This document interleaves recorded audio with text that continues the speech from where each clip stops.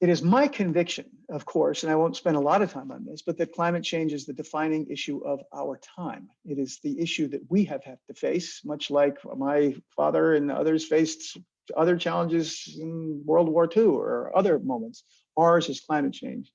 And what I'm glad to report, and this is just my personal opinion on any of this, of course, is that water utilities can be a principal part of the solution to climate change, while also reducing rates to their ratepayers and providing permanent sources of power, not only for their own operations, but for operations nearby in need. It's a remarkable opportunity that is created by this great crisis. A lot of these things might not be thought about because necessity being the mother of invention. Well, we have this necessity. Power is such an important part of a budget. We're hitting affordability lines. So we're now going to start exploring these options for all of those reasons.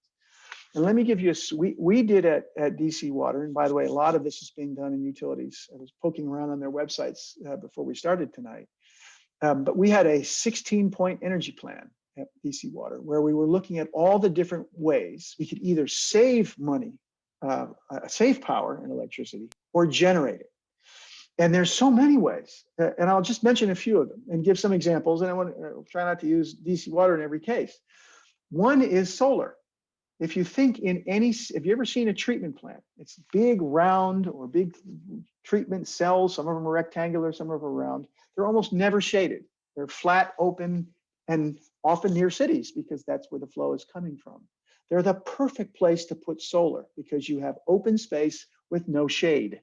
And that's hard to find in cities. So there's my partner at Moonshot Missions is a gentleman named Andy Cricken. He was the chief engineer and chief executive of the Camden County Municipal Utility Authority. We visited his facility because he covered his treatment cells in solar, and he was generating power that cut his cost of electricity permanently for 20 years from what he was paying beforehand, and it's green power. Every utility, so that's one, solar is one way. And you can do that in so many different ways. If solar is on top of over your parking lot areas and all the rest. The second way is that every wastewater, and this is why we call it, it wasn't wastewater to us, it was enriched water at DC Water, is wastewater is filled with energy and BTUs and nutrients. We're pulling it out of the water, so that's not going to the Chesapeake Bay or not going into Lake Michigan, causing the algae and all the rest, even though I know that's still a problem. We're removing huge quantities of it at these treatment plants. It's a valuable resource. It's not a waste, if you think of it that way. That's why I don't like a wastewater or wastewater treatment plant. It's a wasted asset if you don't turn it into a valuable product for your ratepayers. And here's what we did at DC Water, and there's different versions of this. But biosolids is the muck that comes off all of this waste. And to give you a sense of scale, because the plant that Matt and I worked at and he's still there at DC Water, but I don't think you work at Blue Plains anymore. But Blue Plains is the largest advanced wastewater treatment plant on Earth. Roy, I won't bother you with the story as to why it's the largest. It involves Eisenhower and concerns about global nuclear war in the 1950s, but some other time I'll tell you that story as to why it's so huge. It takes a while to drive by it. It's so big. And as a result, every single day, that plant was generating 1,200 wet tons of muck, 1,200 tons daily. It took a tanker truck, a full-size tanker truck that you see on the road, 60 tanker trucks a day of refuse coming off the site. Well, what we discovered is that's full of energy.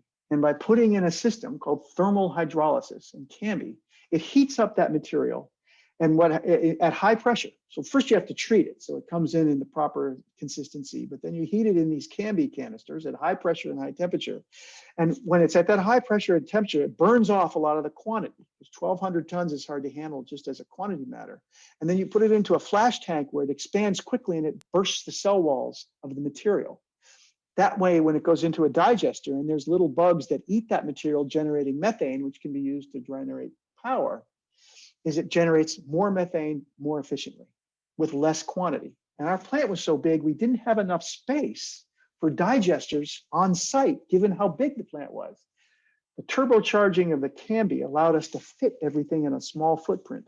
The heat that was generated created the heat for the Canby system. So it is self-perpetuating system it creates its own energy to run. And it had 13 megawatts of net power, 24 hours a day. This is not sunlight, it's not wind. This is power that always is coming that we used for our facility. As I said, the largest power user in the mid-Atlantic was Blue Plains. And here now we could support parts of that facility by a permanent source of green power. I'll give you one other quick example. I want to give plenty of time for questions. We built a new headquarters. We call it HQO. That's where Matt works now. It's a beautiful building right on the banks of the Anacostia River. And when we were deciding how to do the heating and cooling of a new Class A office, by the way, built on top of an existing pump station. So as you go up the stairs, you can actually look through a window and see a working pump station. We want our customers always to know and see and understand what we're doing for them. The heating and cooling of that building is provided by sewer thermal, not geothermal, but by sewer thermal. Heat exchangers put in the sewer pipes, which have very common and very stable heat source that you can use. I'm a lawyer, so I don't quite understand how this works. But however heat exchangers work, as long as there's a difference of the heat between cooling or heating, you can use that to support your HVAC system. Once again, that can be done all over the city. So we're confident. And what I believe, and one of the reasons that I'm now part of Moonshot Missions, which is a nonprofit organization helping utilities mainly in underserved communities and tribal lands. Some of the water conditions on Indian lands in this country are so deplorable. I'm shocked to have learned, and I'm embarrassed for myself that I did not realize the scale of need. We have just thousands of reservation communities that do not have access to clean water. And when they do get water from agricultural spigots, it's laced with uranium and arsenic. It's just deplorable. But one of our absolute convictions is that if every water utility adopted an energy positive program of solar, if it was applicable, of digesters, of biodiesel, which you can create with the same, started deploying, you can put in fine bubble diffusers because you're aerating these, and if you you use less power to push the air through, you save energy. I could go on and on and on, and all the various things you could do in the water sector to reduce your power use and generate it. And I'll go back to my friend Andy Cricken in Camden. He had done the first project with solar. He was doing a second project with biodiesel and biogas, was going to generate clean power into a microgrid that was being connected to the hospital, the schools, and other needy uses in his vicinity. So if there was a power loss, like Superstorm Sandy, that facility would be generating power not only to keep the treatment system going, but to provide critical power to nearby critical organizations. And just think what would be possible. There are thousands and thousands of treatment facilities in the United States, in North America, and across the world. Every one of them can be adopting these strategies and become a significant part of reducing our greenhouse gases, saving money. These are all steps that will save money for ratepayers and become part of the solution. The last thing I'll say, and then I'll turn it back to Roy, is it's my belief, and as Matt knows, despite, I'm trying to think of how much we'd spent by now, 1.6 billion or so of the total cost, maybe more.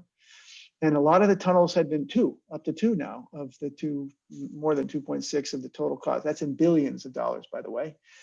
And not all of the tunnel, but a significant part of the tunnel that would help the neighborhood in need has been built. We still had a storm that caused flooding, despite all these solutions that put in. These challenges that are coming with extreme climate, whether it be drought, and talking with my Southern California friends this morning, where everyone has to plant their yards differently, everyone has got to change their behavior, to what Matt and we were doing in our area with everyone doing rain gardens and helping manage stormwater and their plots. This won't work if it's people relying on some other organization, no matter how well run utility, to do it themselves. It will only work when we are all part of it. Each one of us has a little plot of land. Each one of us is at a building and a church and goes to a school. And all of those places need to be part of the solution to these problems because they're so vast.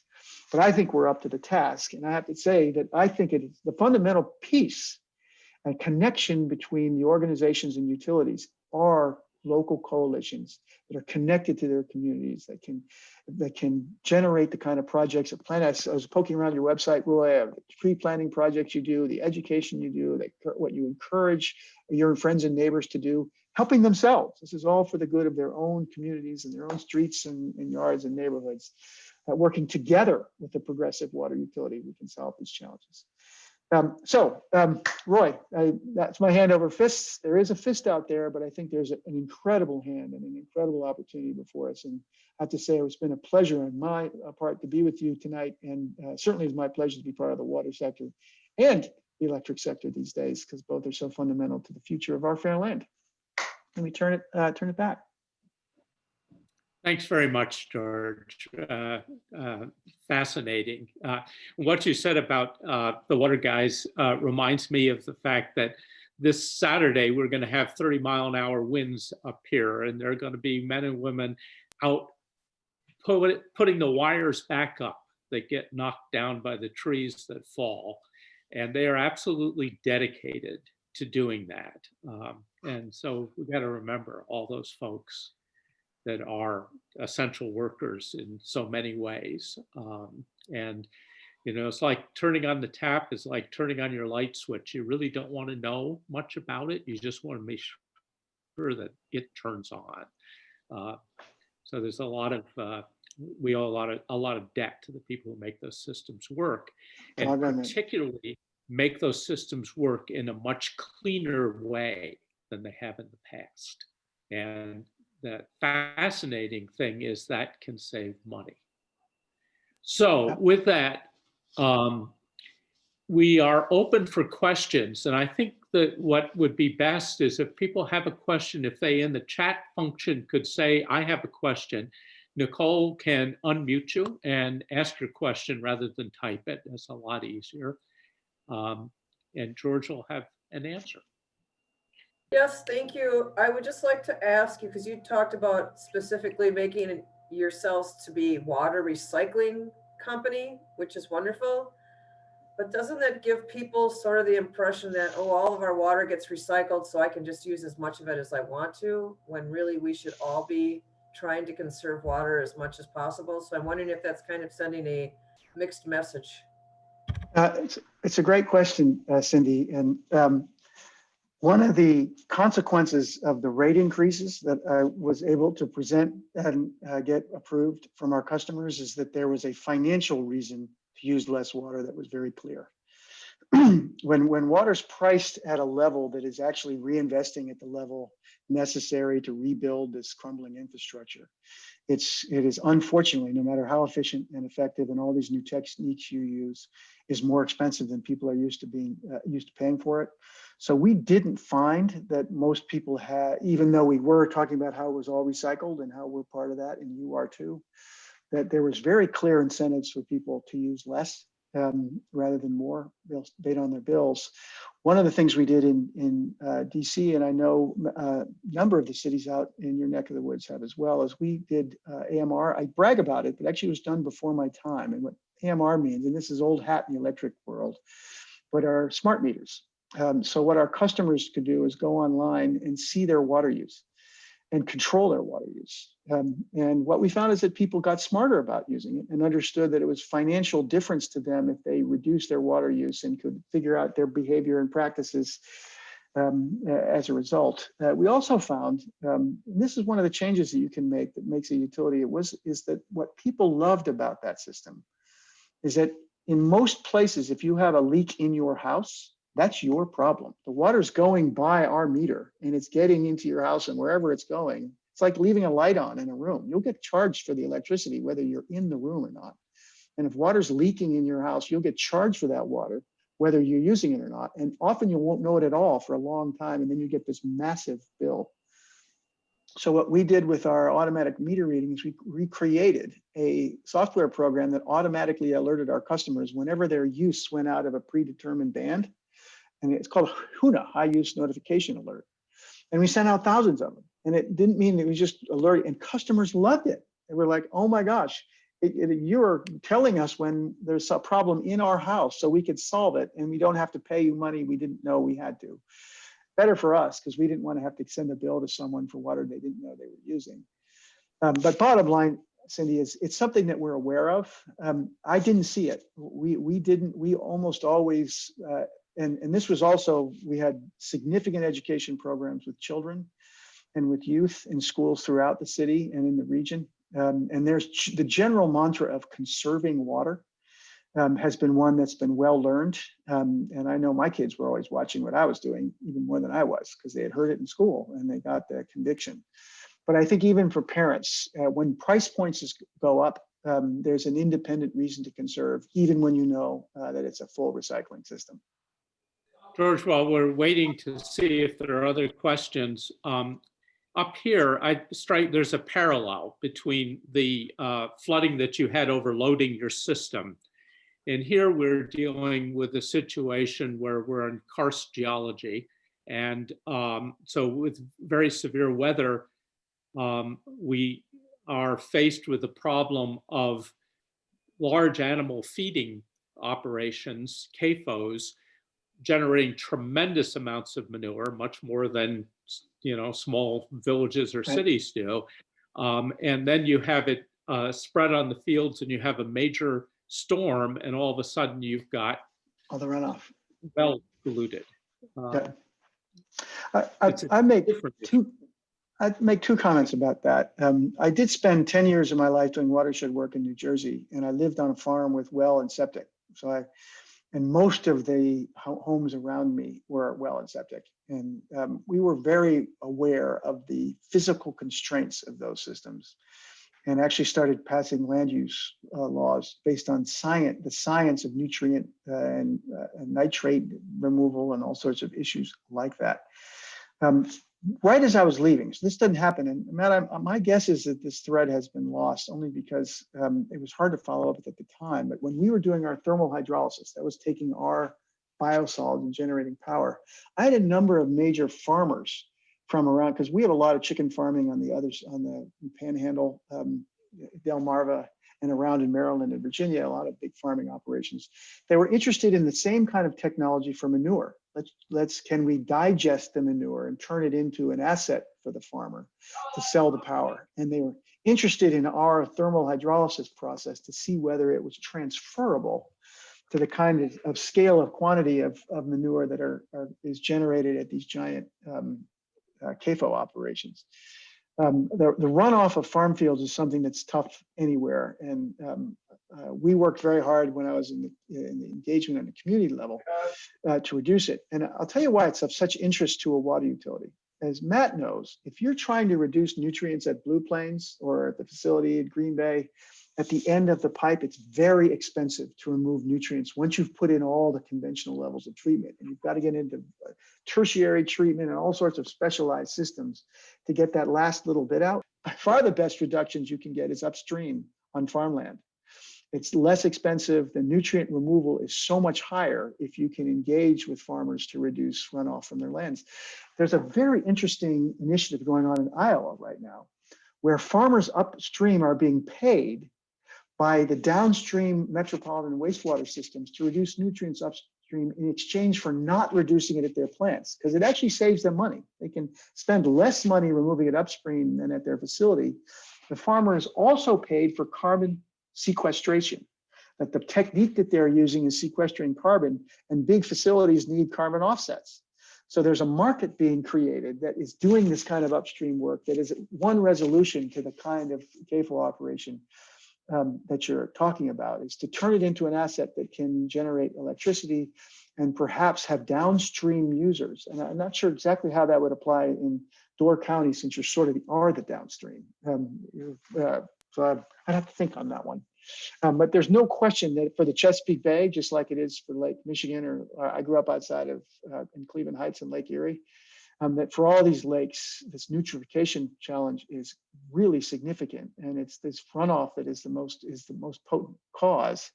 I believe there's some new techniques that can help farmers reduce that and generate some revenue in return. So my question is, I'm a resiliency coordinator for the city of Green Bay. This is a brand new position. And my question to you is, it's more words of wisdom. what I'm seeing so far in my very short time with the city is internal barriers. And I'm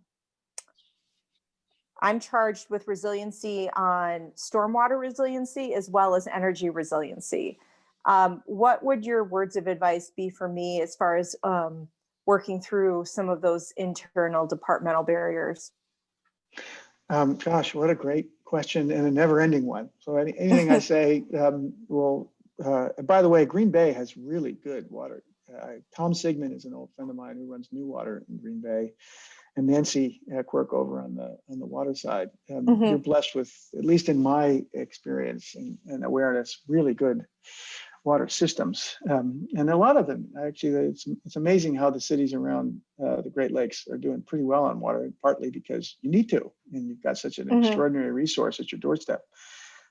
What I found, and I risk in any answer that I give sounding like a Hallmark card commercial because I sort of would give platitudes. But it just worked for me all the time. I had faced all those challenges in the district government and was constantly with jockeying. It's a rough and tumble world. And because I was in part supported by such tremendous friends and allies like Matt, who's on the call, I survived a reasonably long time. But I always found that going in and asking questions and listening and understanding where someone was coming from first and being able to repeat it back to them, showing that I understood them before trying to figure out what I was going to do. By way of example, when I came into DC WASA, when I did all those listening sessions, I don't know how many times I've seen smart leaders who have good agendas come into an organization and have the agenda. Here is what we're going to do. And there's so much resistance from all because I was at EPA when that happened. A new guy came in, President Clinton had just been elected. He was the new regional administrator. He walked in the room. I remember the day. It's like yesterday. And he had a 5-part plan to change EPA in New England where I was working. This was Boston. And we all were against it. Even though when I listened to it, I was in favor of it because I liked the ideas. I just didn't like having someone come in who didn't even know us, who'd never talked to us, who never heard because of the anything about us. change, because of the thought of change? No, because we never been given the chance to sort of participate and to give our point of view. And I always remembered that because I ended up being his deputy, running his initiatives. So I overcame my resistance and ended up working for the gentleman, and I went on to do all these interesting things. But I learned so much by the resistance I felt, even to ideas I liked. And the resistance came from the fact I felt like I hadn't been asked or heard. Engaged. Okay. Engaged. And and what I've always found is the more I do that, it does a number of things. I almost always change what I think I'm going to do because I hear things that are, oh, that's helpful. Oh, that's a great idea. Or I change the language I use for sure, because I want to use the language that the people I'm talking to understand, and it's part of, so I'm not seeming that it's all, no, this is, use your language, use your perspective to the extent I can, and incorporate ideas I've heard. Then all of a sudden we are doing these things, and how is what I'm doing. I'll make one other last comment on it because I hear questions like the one you're asking from a technology point of view. So I often get asked when I come into a place, a city, and I want to sell them this new thing that can help the city, and they don't do it. And my reaction is, I bet that when you walked in, you started talking about your thing because you're so excited about it. I see this all the time. Don't you, Matt, with a new technology that someone comes in the room and I have this new thing and it's great and here's what it does. And you lose the audience because you don't know what you haven't spoken. I'm not talking about you. That a person like that isn't speaking to the audience on something they care about. Coming into the room and saying, oh, I understand you're spending you have this problem and a challenge and it's costing this much. And by the way, I think we have a solution that was tried over there in Grand Rapids and it reduced their cost by 10%. You reduce costs, it worked somewhere else in a city like ours. And then you can tell me all the details. Speaking the language. You've led with the language and with outcomes that they seek. How can what I'm talking about help your agency or what you're doing? And once I see that, oh, this is stuff for me. I can be involved in that. And then they can be as, hopefully they then come to the table. At least in my experience, that was it. I also, a certain level of just being smiling sweetly and not letting all that aggravation get to me helped because it's always there. And just, that's what I've been implementing so far. Well, congratulations. God bless you, Melissa. They're lucky to have you and to have a person doing that work. So. We have time for one more question, and it's Matt Reese. Thank you, Melissa. Good to see you. Here was my question. And so, there's a couple of new fingers, as you said. We got 2 new issues coming at us here, and one of them is COVID. And my question is one that, while it's specifically for the water, and I work at DC Water now, and I work at a water utility, and but I'm curious, this question would be applicable almost any organization, but I'm curious if you've seen this at other water utilities or other organizations you've been engaging with, and it's about COVID and innovation, and how COVID has just thrown everything up in the air. And as you talked about, the declining revenues because of declining consumption. So innovation, which you talked about, and George, for everyone to know, was I think the first general manager to create a position of an innovation chief at a public water utility, and it created quite a buzz. But innovation seems to be something that often gets put on the back burner during something like COVID. Well, we've got all these other things we have to deal with. We got to make sure we're still providing our core services. So innovation is this nice thing that we're not going to pay much attention to right now. We're going to focus on our core. Whereas I would argue that having a culture of innovation actually helps you get through this challenge that we're at right now. And I'm kind of curious, and that's not unique to water utilities necessarily. I'm curious what you've seen out there in the country and talking with other utilities about, is COVID bringing innovation to the forefront, or is COVID pushing it to the back burner where perhaps it shouldn't be, but maybe that's an easy place for it to go? It's a great question, Matt, and thank you for the kind words. Matt was a great colleague. I always felt when I ran DC Water, I was like a conductor of a great jazz band, where I didn't actually play any of the instruments. I just tried to create these great musicians and allow them to play together, and Matt was one of them. What I'm seeing out there is this immovable force and unstoppable object, because in one sense, innovation is what enables utilities to operate under these circumstances. You need to have social distancing of employees. You want to have virtual management of facilities you can't visit as often. You want to know about a problem before it happens so that you can fix it with minimal disruption. All of these things are benefited by sensors and artificial intelligence and all the kinds of techniques. And most utilities that I know of, Matt, including DC Water, that have been on the forefront of those, even if they may not truly appreciate it, are really fortunate. And those that are that they have those in place. And utilities that don't are like, oh my gosh, we need more systems that allow us to manage. What if you're a small utility and 2 of your key employees go down? You're going to need these remote learning, remote sensing, remote management techniques in place in order to run your utility on reduced staffing. So I think that the compelling value proposition for a lot of the innovations that your team could present are actually more compelling now than ever. And in parallel to that, and unfortunately, the challenges of implementing them are equally more difficult, because one is finance. When you're reduced revenues, you tend to do the essential work and cut out the business efficiency projects, because you have to do the stuff that just keeps the lights on in the electric world, where these other projects, my view, and I've written an article about this, not quite yet published, Matt, is that every procurement process should have an independent step assessing efficiency and effectiveness, separate from cost or value, because every project should be designed to improve the overall efficiency and long-term operational efficiency of the organization, every single one of them. And over time, you'll see prices going down, and that will drive a lot of projects that will have to incorporate these kinds of innovations. But the other thing that innovation takes, as you know, Matt, is people getting together. Running my little business I'm amazed at how hard we work. I suspect everyone on this line sometimes works harder now than they ever did. But it's harder to do when you can't get around a room and have a whiteboard and try out your ideas and just have a conversation where everybody is. And innovation, in my judgment, often takes a little more than that, than just doing the tried and true. And I think that has been how to innovate in the Zoom world. Certainly possible, and I'm not saying it can't be done. And as I said, I think the need and value of innovation has gone way up in this world, and the need to operate at lower cost. Where's that going to come from? Innovations that allow remote, all the things, automation, and all those kinds of circumstances. So I'm still hopeful And I do know that where Moonshot is engaging with lower underserved communities and their utilities, there's a great thirst for innovation that allowed them to run a little more safely under these circumstances. Then the question becomes finance, and I won't get into that. But if you think that there are projects out there that can take something that costs $100 and drop it to 90, then you've got $10 to spare. That's money that you can share with an investor and have a private investor pay for the upfront costs if that utility doesn't have it themselves. So we're looking at impact investment opportunities. And I think probably the same is true in many electric utilities, where it's like a solar project. You can pay the upfront cost and pay yourself back from the savings without ever going to a ratepayer.